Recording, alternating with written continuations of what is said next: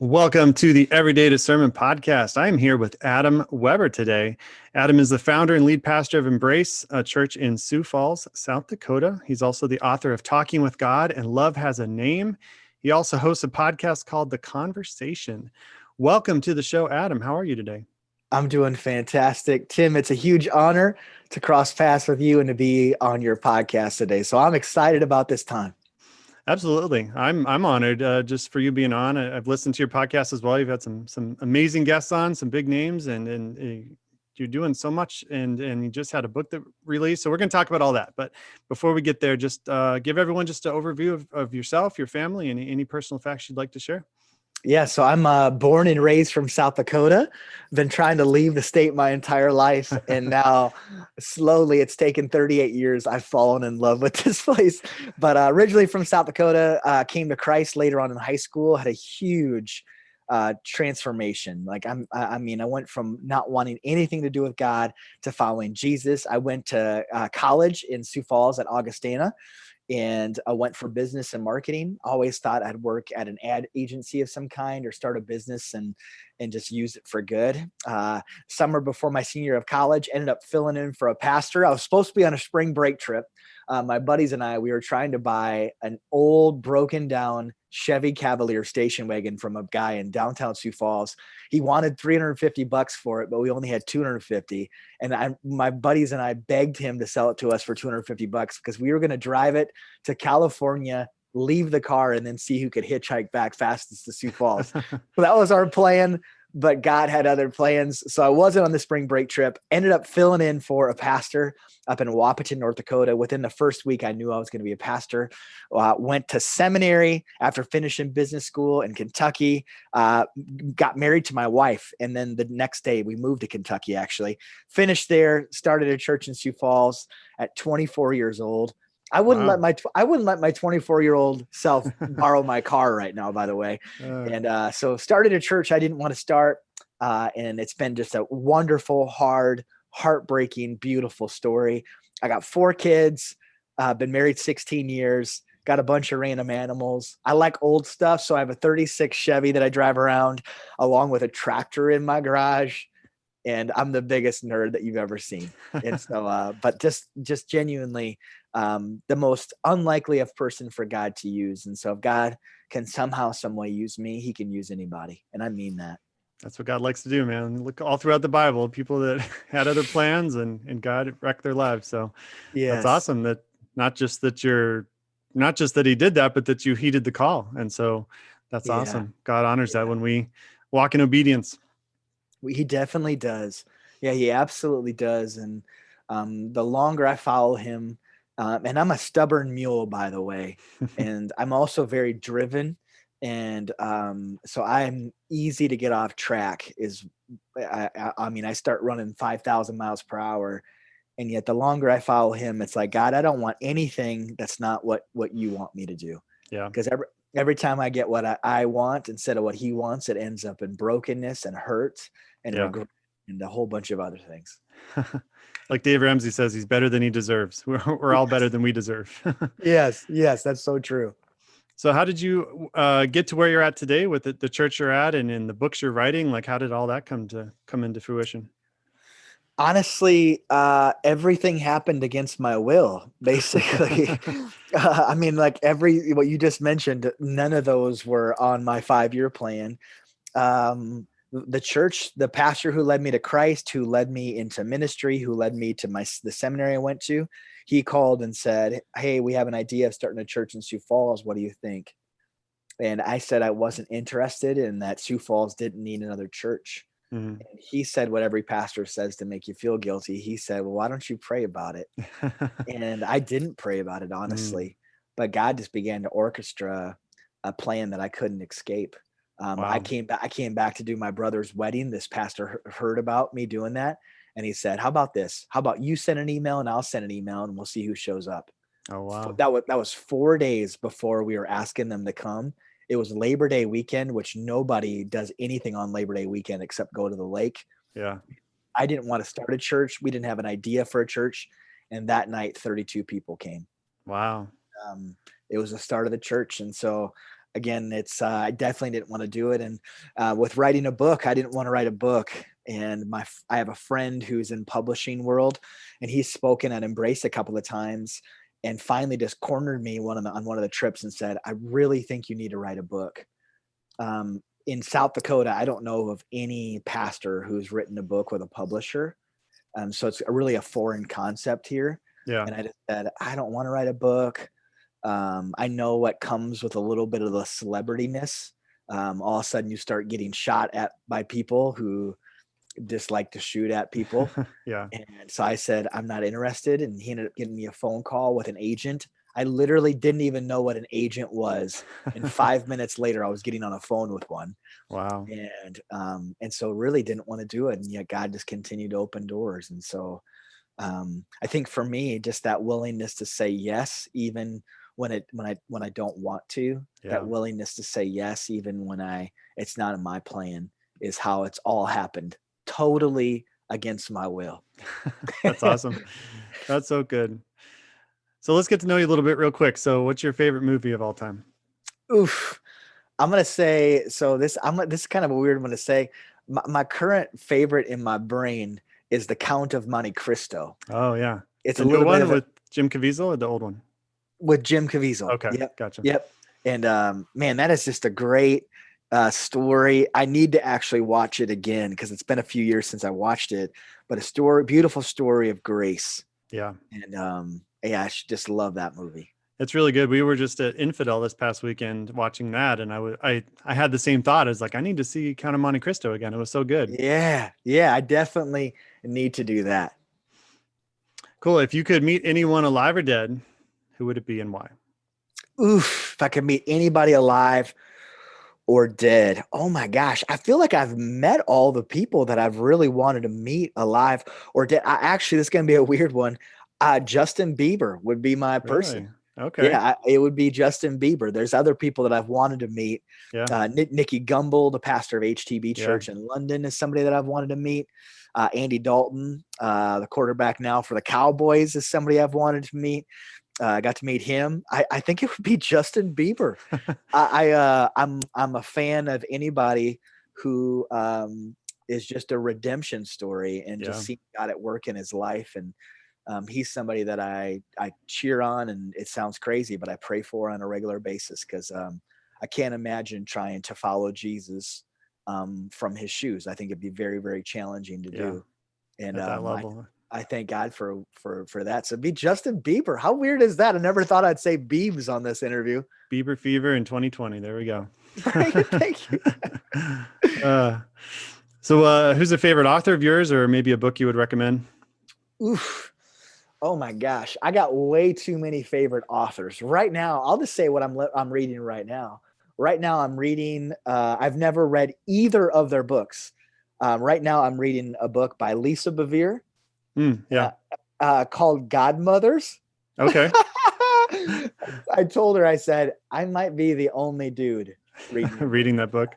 Yeah, but I'm reading Godmothers, and it's a great book. I would encourage it for women, and honestly encourage it for men. And then I'm reading her. So I've crossed paths with Lisa now a few times. She's awesome with her son Addison. I don't know her husband, but I'm reading this brand new book called X. It's the letter X, and it's basically about multiplying cool. our what God has entrusted us with. And that's been a fantastic book. So I'm excited about crossing paths with him someday. Yeah. Awesome. Then what hobbies do you have? What do you like to do? You said, do you have a lot of animals? What else, what occupies your time? Oh my gosh. My wife would hate you asking this question, by the way. She'd be like, do not encourage him. This question is from Satan, not from the Holy Spirit. So I'll show you what my latest hobby is. My latest hobby is this right here. This is, believe it or not, it's an antique fountain pen. Yeah. From the 1960s. Oh wow. And I have three others from the two from the 30s and one from the 40s. So lately, it's been antique fountain pens. I bought an old chair from somebody 3 weeks ago through Facebook Marketplace, having no idea who they were. I ended up buying the chair in his garage, and then we moved into his living room, and he showed me his antique fountain pen collection. Oh. Then the next day, a complete stranger, I'd never met this man. We met in an antique store. He restored 2 pens for me. And now his wife is looking at joining my dad's small group. Wow, look at that. God's moving in fountain pens. So that is the story. If you want to know me, and that's what I should have shared at the very beginning. This gives you a small window into my craziness. That's awesome. I love fountain pens. I was just thinking the other day, I need to get like a good one just to write, even though I have bad handwriting, it makes it look better. I do too. I have terrible handwriting. Most of the things that so another one of my weirdness, I have typewriters. Like right now, I can literally see 5 typewriters from right where I'm sitting right now. Oh, wow. And so normally I type a note because I write a lot of thank you notes. So I type a thank you note and then I just sign my name because my handwriting's so bad. But you throw people off track. You're like, they get the note and they're like, what is this, a typewriter? Yeah. Well, people ask like, is this real? Yeah. And I'm like, yeah. You have a typewriter? Well, more accurately, typewriters, plural. But yeah, it's the fountain pen. It's been fun. Like I've been doing a lot of journaling and like just like my prayer life and stuff like that. And it's been a really cool thing to just be able to write more stuff down. So, and the nerdiness in me loves that I'm writing up with a fountain pen from 1960s. Well, that's awesome. I don't think there's a fountain pen podcast. Is there? You should start one. Oh my gosh. There's need for it. Oh, there should be an antique collector weirdo podcast. And I would you would host that one. Yeah. Oh, I would be very qualified for that. That's hilarious. All right. Well, let's jump on to the two questions I ask all my guests. Is the time you had godly discernment about a decision in your life and what that looked like and what you learned from it. And then also a time you did not have godly discernment and also what you learned from it. Yeah. For me, there's so many things that I can look at. And really, I think it's something I mentioned before is how the book deal came about. So I'm a very simple man, and I thank God he knows how we're wired. Yeah. And for the longest time in my life, I honestly don't think I ever had made a decision because God made it so clear to me what I was supposed to do with writing a book again. So I had a small publisher come to me directly and say, we want to write a book. And I said no to them. Then my friend Tim, who ended up ultimately helping me get the book deal, said, you should write a book. And so when he did that, I went back to that first small publisher and said, hey, I might be interested. They flew me somewhere. I met with them and they basically said, you write anything and we'll publish it. Wow. So I called my friend Tim back and I'm like, hey, I listened to you. I just met with this publisher. And he's like, what? And I was like, what are you talking about? He's like, that's great. I'm talking like a major publisher. Like, I feel like you should write with a major publisher. And I was like, gosh, I thought you'd be encouraged that I met with this publisher. And he's like, nothing wrong with that. But like, I just feel like God wants like to really use you to write something. And I'm like, okay. And so he got me this phone call. And so really the discernment, I just, what I did during that time was I just felt like God wanted me to take the next step. And so I did. I made that phone call to that small publisher, and then I started working on a book proposal. My act that I felt like God wanted me to do was just take the next step, not to shove the door down, but just to take the next step while listening to the counsel of people who love me, who love Jesus, and have nothing to gain from whatever I make the decision. And so for me, there was Tim, first off, who is not, he's a very solid follower of Christ, loves Jesus, is not interested in celebrity Christianity at all, opening doors for me to write a book. Mm-hmm. And then I had a group of friends that I was asking questions as well. Like, what do you guys think? What do you think? All of them were saying, you need to do this. You need to do this. People who know me, who care about me, were saying, you need to do this. And so that was a time that I didn't want to do something. But again, here's a door that what I'm aware of, there's no pastor in South Dakota that's had this opportunity. That's kind of bizarre. From a friend who's not interested in celebrity Christianity at all, that's opening the door for me. Yeah. While all my close friends are saying to do this, and I have the ability to do it. And so I walked through the door and God kept opening doors. It was almost away from the hard work of actually writing the manuscript and the proposal, it was effortless, which is the opposite of what I think most people encounter. Again, it took a lot of hard work. I had to make time. It took 2 months for me to write a proposal. So it took a ton of extra time. So it wasn't easy, but the doors were just like bam, bam, bam, bam, bam. Yeah. While again, wise counsel was telling me, this is wise. You need to do this. This is a great opportunity. And it's the same group who would also say no to other opportunities. So it's not a bunch of yes people. Yeah. I can remember bringing another opportunity to them and them being like, I don't think you have time for that. Yeah. And I really wanted it. I was like, but this is a great opportunity. But it also just doesn't seem like the right time. And I'm like, what? And again, it's a faith-filled group of people. Yeah. Not a play it safe group of people. You don't want a group of people who play it safe because it's impossible to please God without faith. Right.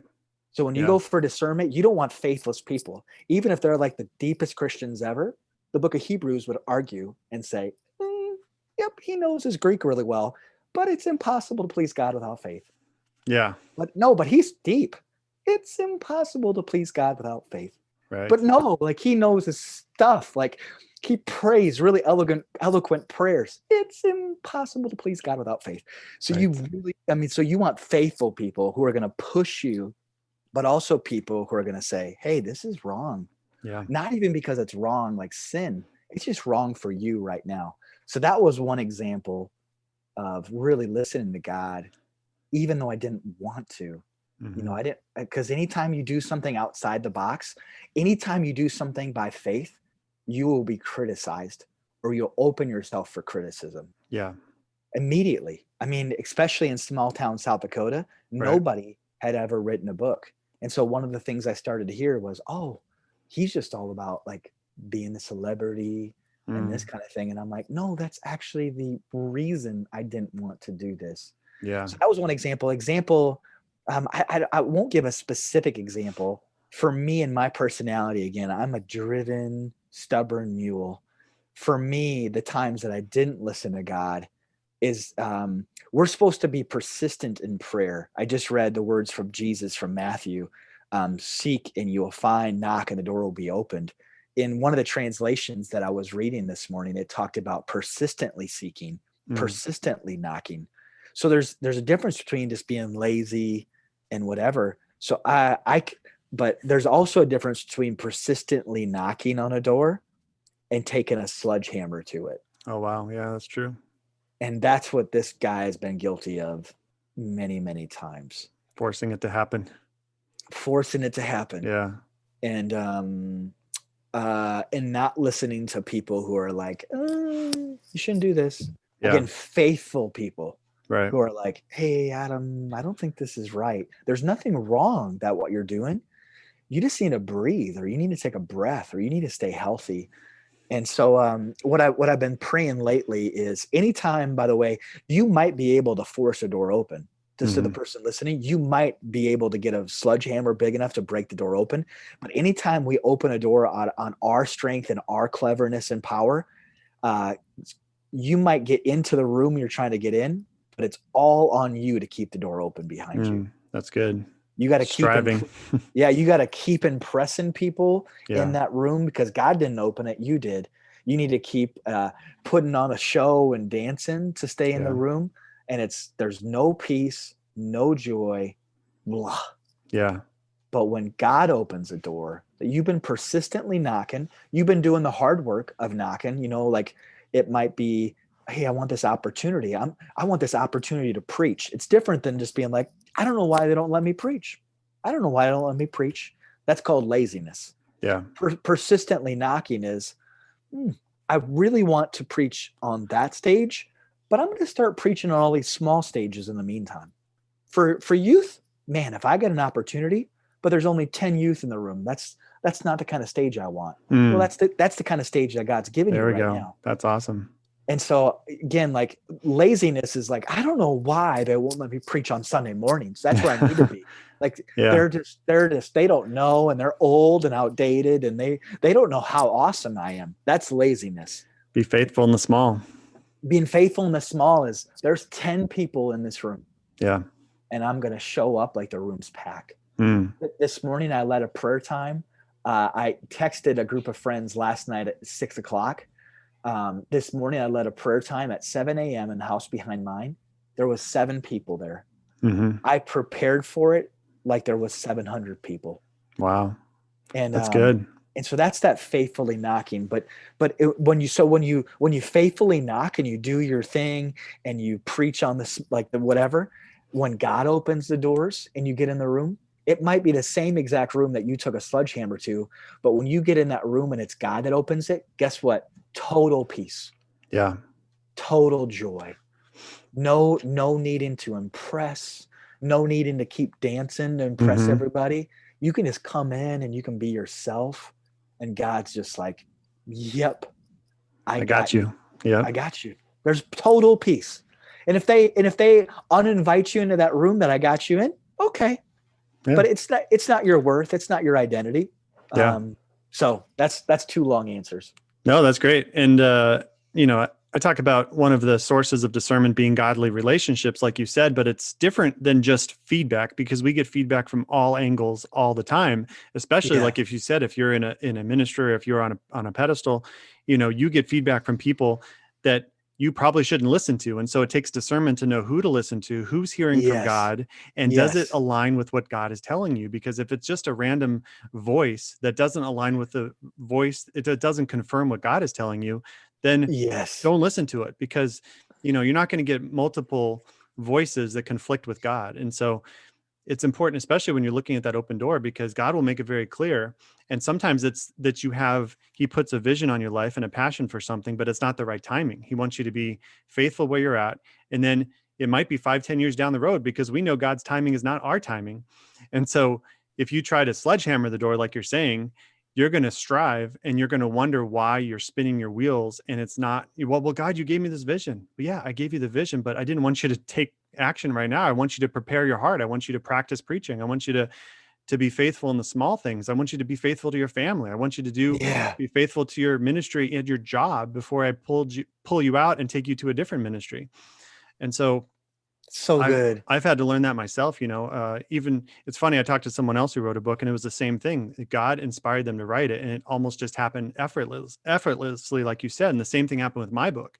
It's not that there weren't nights when I had writer's block and I couldn't come up with something. It's just that it happened over time. It almost like, I don't even know where the time went. It just kind of came out.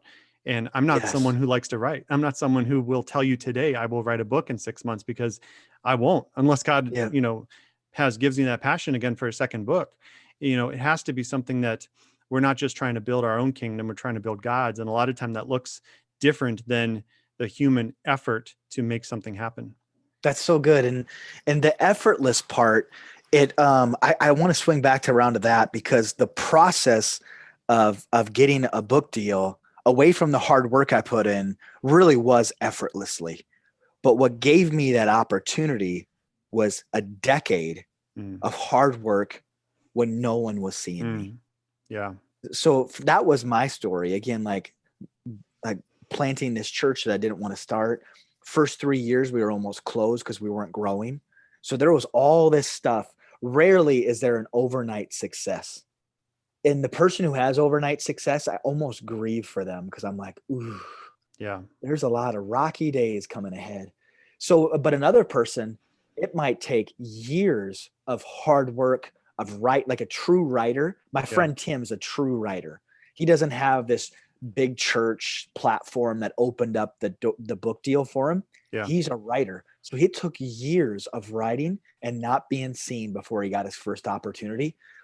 So it looks different, but when God is the one who opened doors, there's just this thing that's like, it just sets it up. It just sets it apart, and it changes things. And a lot of times we want the promotion without going through the journey and the process to get there. We see like, oh, I wish I had that. I wish I had that stage. I wish I had whatever. But like you said, you don't know your journey of 10 years to get there. You don't know another person's journey and the struggles they face, the hills and valleys, and how God brought them out of those valleys. And now they have a testimony. We don't see all those things. And so we can't just wish for the promotion without going through the process. So it's so good. This is so good, but I'm going to move on to your book. So, in your book, Talking with God, you talked about how to pray, and prayer is a key component of having discernment. And you touched on that earlier. So the book is very much about just simple talking, conversation with God. Sometimes we overcomplicate it. So how do you say to someone who just needs a prayer life, but overcomplicates it? What are some good strategies to just make it simple? Oh, it's so good. I think to remember that it's a relationship with God. And maybe there's like what I'd tell you is picture somebody in your life that is the way you have conversation is effortless with. So and you feel like you can be 100% yourself. So think about a person that's just every time you're with them, it's just like a breath of fresh air, like, oh, they get me. I Yeah. don't need to pretty my words up. They just understand. For me, that person's my dad. Mm, My dad is just like I never feel pressure when I'm with him to say something, to fill empty space. yeah. And when I'm with him. And my soul is just at peace and at rest. Infinitely greater than my dad is God. Mm-hmm. And so it's just that ability to come to not pretty anything up. Even Jesus, Abba Father, like that's a very, like to us, that sounds fancy. Yeah. Like, oh, Abba Father, oof, holy God, blah, blah, blah. Like Right. Abba Father was a very intimate term. Yeah. And so again, like when I talk to my dad, it's Dad, oof, I love you. Mm-hmm. Oh, how are you doing today? It's been a hard day. Really tell me about your day. Yeah. Well, I just had to have this really hard conversation, or I failed, or I screwed up. I mean, it's so effortlessly. And my dad, I have great respect for him. So I would never say anything foolish to him or hurtful to him, or I'd never be like, "Oh, my dad, he's such an idiot." Like I would Right. never do that around my dad. Not Yeah. because I'm worried about him hitting me, but because he's my dad, and I just don't want to. I just respect him so much. Infinitely greater. Again, that's Yeah. with God. I mean, so you're not going to be flippant with God, but you can be exactly where you are. A quote that I read this morning to my prayer group is from C.S. Lewis. I brought it up on my phone. C.S. Lewis says, "We must lay before God what is in us, not what ought to be in us." Mm. Basically, he's saying, like, Come as whatever's you are. inside you, yes, come Yeah. as you are, whatever's in you, instead of feeling like you need to say special things. Like Yeah. Jesus is like the only person who pretties up their words are the Pharisees, like Right. the only, like, and so I think just to come right where you are and to say whatever you're feeling to God, just whatever's inside you. I'm scared, I'm hurting, I'm restless, I'm broken. Just however it is. And in those moments, so often I have these moments when I'm praying and I'm like, I just don't have the words to describe how much I love you, God. Or Mm. I just don't have the words to explain how much I'm hurting right now. Like it feels like a weight is on my chest because I'm so broken. I'm so thankful in those moments. What I would tell the person is, uh, God, we're told in the word that God understands the groans of our hearts. Yeah.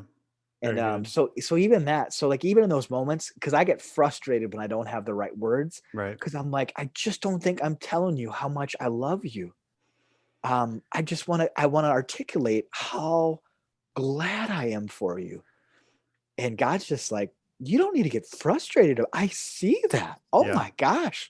I'm so glad you feel that way about me. So I think just how whatever those groans and words are, just to speak them to God. If you need a little bit of guidance, just what do you appreciate about God? Like tell him what you appreciate about his character. Just list off things about his character. You can Yeah. there's a way of praying that's called acts. Mm. The A stands for Yeah. adoration. So just tell him what I'm thankful for your faithfulness. Mm-hmm. I'm thankful for your joy. I'm thankful that you're unchanging. And then the C part of the acts is confession. Like God, what do I need to confess? And the T is thanksgiving, and the S is a big fancy word, supplication, that just means like your request before God. Right. But that's sometimes we need a little bit of structure just to help us have those conversations that they're awkward. But for me, my prayer life, this morning I prayed with a group of people for 45 minutes. So that's kind of a structured time. But one of the things I've tried to do for the last years, like a decade, is just conversational prayer throughout the day. Of Yeah. just anytime I'm feeling something, just to pray. I think about, that's really good, by the way. And I think about there's a picture going around on social media where someone starts to journal and they just write God, and then you just see teardrops, and it says that God hears that prayer too. And Yes. that's so moving, because God knows, he likes us to express ourselves in words, but at the same time, if all you have is just coming as you are and just crying before God, and bringing your stress and your emotions to God, like he loves hearing that too. And he wants to comfort you in that moment. So I want to move on to your book, Love Has a Name. Great. So you talk about showing others love and how God has shown us love, and to be in people's story, and to understanding their story helps us gain a platform in their life to speak love, to speak truth to their life. And you also talk about, love can be hard in a culture that doesn't always show us love. And a lot of times we don't feel worthy of love ourselves, but a lot of times feelings are a poor indicator of love, and even discernment for that matter. So what would you say to people, and just talk about your book, and what would you say to people is what is the key to showing love, even if we don't feel lovely ourselves? Oof, that's good. I think I'm going to give you two different answers. I think to the person who doesn't feel lovely themselves, I'd really encourage you just to sit and be still more often. Maybe there's a specific psalm that talks about how God pursues us, and how God is faithful towards us, and how God wonderfully made us. So Psalm 139 that we just need to start holding on to.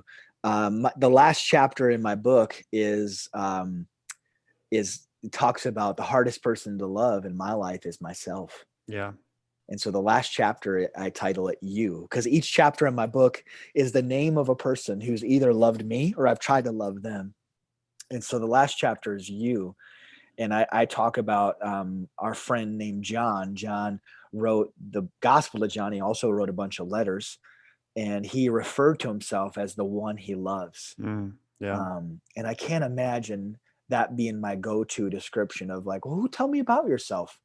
Even that your first question to me, I started telling you about my family and my job and Yeah. whatever. But the first thing John tells us is, I'm the one he loves. Yeah. Like, that's who I am. And I think, love your neighbor as yourself. It's hard to love your neighbor as it's not a good thing to love your neighbor as yourself if you don't love yourself. Right. And so I think it's an important thing. And again, that's one of the hardest people for me to love is my own self. And so I think really staying close to the heart of God and really claiming truth over our lives instead of lies about us. You're your past. You're defined by your mistakes or your shortcomings or whatever it might be. No, those things are true about me, but I'm defined by what God says about me. I'm defined by who God is and who I am in the light of who God is. So I think that's an important thing. When it comes to loving others, as you shared, like there's something powerful that happens when we get to know a person's name, and we get to know a person's story. Yeah. And it changes it. Like, right now it's politics. And so it's easy to dehumanize people. You're a Trump supporter. Right. You're a Biden supporter. No, they're actually a person, first off. Right. No, they're not. They're just people that I hate. They're people who are ignorant. They're people who I don't know if they even have a brain. Like they're voting for that guy. Like, are you kidding? And so it's easy to treat people humanely when we don't see them as human. But all of a sudden we're like, oh, yeah, they're a Trump supporter, Biden supporter, but his name's Mark, and he's actually got a story. And gosh, I didn't know that about his story. Now I can understand why he is a Republican, or I can understand why he's a Democrat, and he's actually a fairly intelligent person. Oof, okay. Yeah. Oh, and he actually doesn't agree with everything that Biden and Trump say. Okay. Oh, all of a sudden it changes, Yeah. And the person that we detest at the office, oftentimes anger and snarkiness and being a jerk is a sign of a hurting person. The person with a huge ego is trying to overcompensate for something else. It's like the bully in fifth grade, he had something going on at home, he Yeah. didn't grow. And when you just get to know that part, all of a sudden it begins to change how you see them and how Mhm. you talk about them and how you treat them. And all of a sudden you find yourself caring for them and being kind to them. And so I think just getting to know the name of a person and getting to know their name of their story is a powerful thing. Yeah. Wow, that's so good. And I can't believe we're almost at the end of our time. But Yeah, yeah. my last question for you is about your book. You say that love makes every day an adventure. And I think so often we go through our days on kind of autopilot. You know, we just get through morning to night and then we wake up and do it again. But how can loving people in thoughtful and unexpected ways turn our normal routines into a wonderful adventure? Yeah. Favorite question you've asked. Um, each day, wake up. This is something I pray almost every single day. Lord, would you help me to find one person that I can go out of my way to love today? Mm, And so you good. begin to pray that, and you will find yourself talking to the most random people, doing the most random things, doing things that you're just like, what am I doing in this dark alley talking to a guy named Merle right now for, you know? But it just turns, and it doesn't even take extra time. A lot of people are like, I don't have any time to do this. It might be the people that you're already crossing paths with that you're just not stopping to acknowledge. Mm, And so each day, just wake up and be like, I'm looking for one person. I promise you, when you begin to set aside your agenda and your goals for the week and all that kind of stuff, it doesn't mean giving them up, but just like, God, and just beginning to look for that one person, it will turn into one of the coolest adventures. And it may not be even a person at first. You may feel like God is telling you to do an action. Like, I feel like I'm supposed to do this one thing. That's so stupid. And you just feel in your soul. This is kind of discernment on a yeah. smaller scale. That's the thing. If you start doing those two things, or even one of those two things, I promise you. So, quick example. This is like a year and a half ago. I woke up one morning and I felt like God was telling me to go buy flowers for my friend named Matt. Mm, So, as I'm brushing my teeth, I start thinking about my friend Matt, who is very, very well off financially, does not need anything, well to do, married, family, has a great life. And I start feeling, buy flowers for Matt. I'm like, that is the stupidest idea. I'm not buying flowers for Matt. Go buy flowers for Matt. I'm like, no, no, no, no. So I'm on my way to work and go buy flowers for Matt. I'm like, I do not have time because I'm going to work on a message here to tell people about you. And so I'm going to talk about you, God. And so I need time to work on my message talking about you so I can tell others about you. This is a really holy thing to do, God. I don't know if you know this, but this is a really important thing to do. Go buy Matt flowers. It was so strong that I literally was like, I cannot work on my message because of buying flowers for Matt. So I went to a flower shop, bought flowers, looked in our database, found Matt's address, went to his house. I get there, I knock, and it's not the right house. I'm like, are you kidding me? And so I feel like I'm in the right neighborhood. I just have the wrong address. And so I'm out in this fancy neighborhood driving in circles. I'm like, I almost called the cop on myself because I was concerned that I was going to rob a house. But and finally I see a flag and I knew he likes hockey. And I was like, there's not many hockey fans. That's got to be his house. I went up to his house, knocked on the door. His wife answered. She's so kind. She's, oh, this is so thoughtful of you. Awesome. I leave there and I go back to the office angry. I'm mm, like, okay, God, now I can work on that message after losing an hour and a half of my day to buy Matt flowers, a guy who could buy the flower shop himself. And right. who buys flowers for another dude? Later that night, Matt calls and he's like, hey, can we get together for coffee tomorrow? Like, oh, sure. Awesome. We get together and he said, yesterday morning, he's like, it's been a really hard few weeks, few months. I'm like, okay, okay. He said, yesterday morning, as I was getting ready, I got on my knees in my bathroom and I said, God, you have to show me a sign that you care about me. Wow. Would you show me a sign that you see me? Mm, He's newer in his relationship with God. So this is a big step that he's doing this. Like, yeah. would you just, because I don't feel your love right now? Mm, And he told me that, and I said, what time were you doing that? He said in the morning. He told me the time. literally as I'm brushing my teeth. Wow. And here's this man, very successful man, crying in front of me.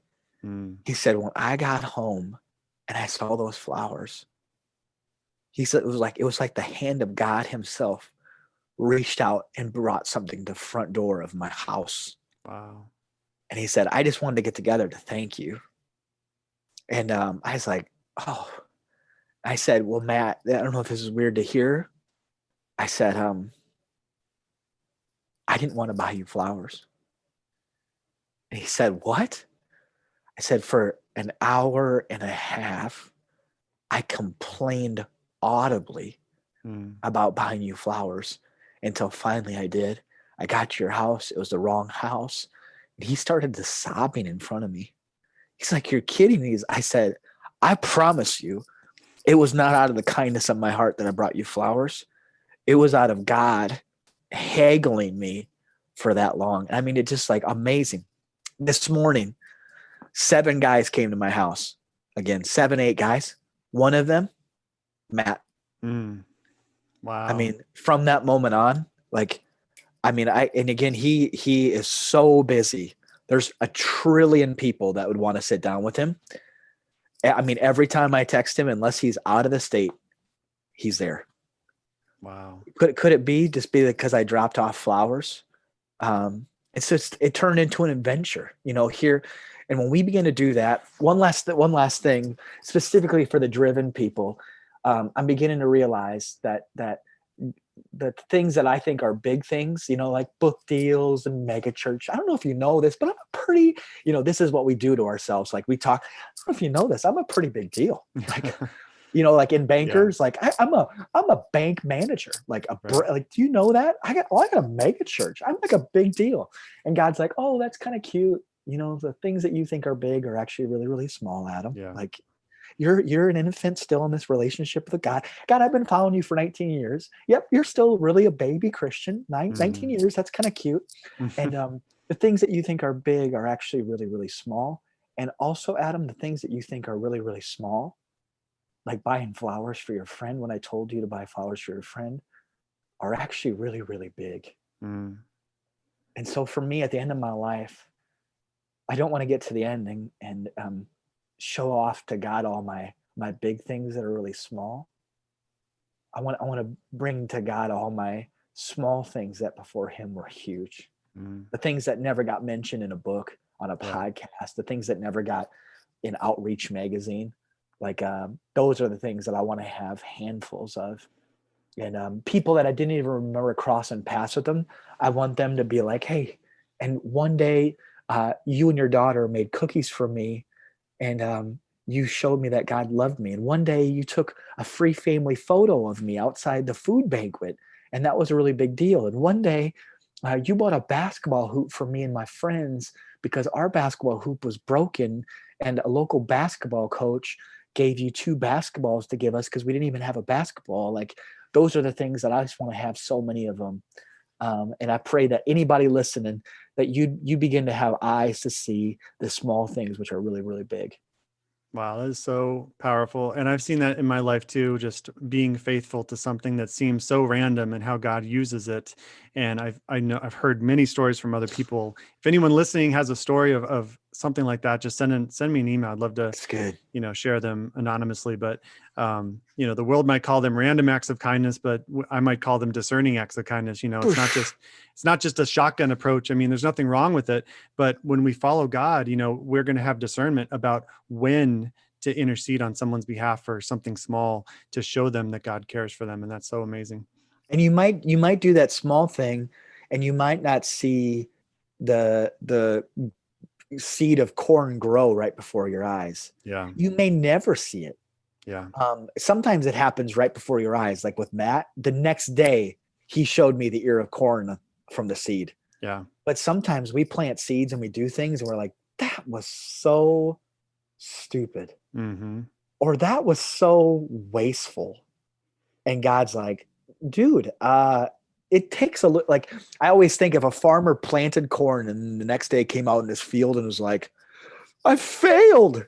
You'd be Right. like, no, actually come back in October And yeah, you just planted it yesterday, but I don't know why it's not growing. Well, it actually takes longer than a day to grow corn, you know?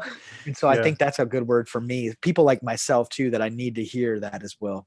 Yeah, we plant, the Holy Spirit does the work.